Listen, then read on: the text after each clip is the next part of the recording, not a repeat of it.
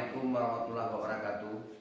Saya Camat Kecamatan Ditere, Kabupaten Aceh Timur, Iswandi Esos, mengajak semua masyarakat yang ada di dalam Kecamatan Idirayut untuk patuh dan melaksanakan perintah dari pimpinan pemerintah daerah ataupun pemerintah pusat dan Kapolri dalam melaksanakan kegiatan-kegiatan selama ini.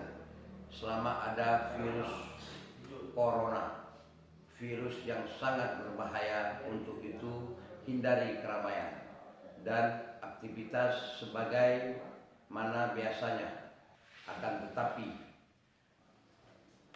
dibatasi untuk menjaga virus tersebut tidak menyebar di tempat-tempat kita.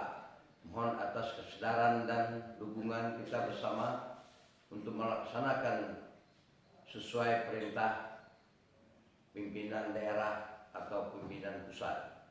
Demikian himbauan ini saya sampaikan untuk dapat dilaksanakan sebagaimana mestinya. Saya kira wabillahi taufiq wal hidayah. Wassalamualaikum warahmatullahi wabarakatuh.